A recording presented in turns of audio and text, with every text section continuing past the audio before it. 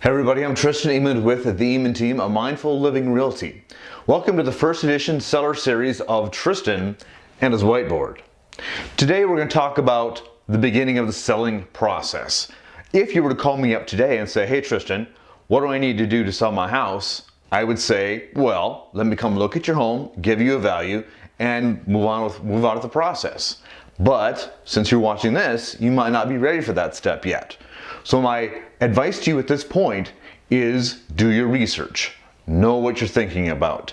Understand how things are going, and as we watch more videos coming up, you can understand different parts of the process. The sooner you start working on this process with getting your home ready for sale, getting everything fixed and that needs to be fixed up, getting things ready for a buyer to walk in the door and say, wow, the better off you'll be. Now, in your research process, a few things you might want to consider. First of all, do you really want to move? Check your motivation. Of course, obviously, if you're a job or something else is going on that makes it happen, I understand that. But if it's a desire to move to a different house, check it with your family. Make sure that's exactly something you want to do. Don't put your home on the market only to find out a couple weeks later that, yeah, maybe I really don't want to sell, because you're just going to waste everybody's time, and mine and yours. Plus, there's going to be a lot of emotional stuff in there, and it's just not worth it. Make sure you want to sell your property.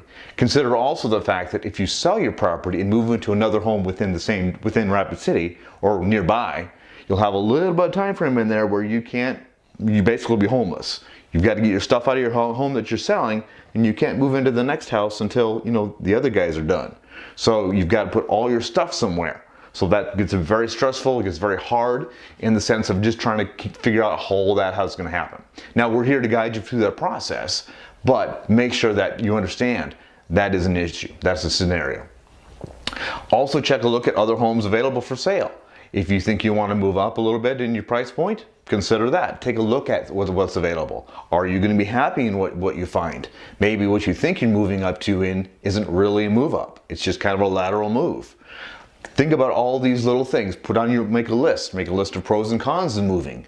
Put together your thought forms on what's your best case scenario. What exactly do you want in a house that you're going to move into? All of these things are things you need to think about when preparing your home for sale, because you got to start up here with preparing your home emotionally for sale. A home is an emotional bond. It's something that you've lived in for a long time, potentially, that you have for a long time, that you've possibly raised your children in. And that bond isn't something that you can just get rid of right away.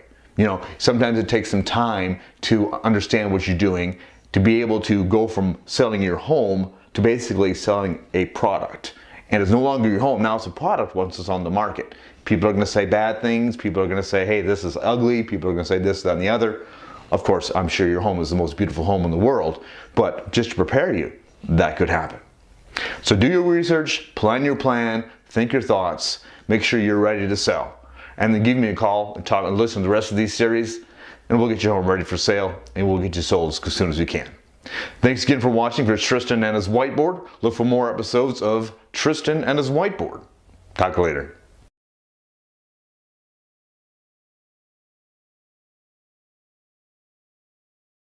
For more episodes of Tristan and his Whiteboard, all you got to do is subscribe.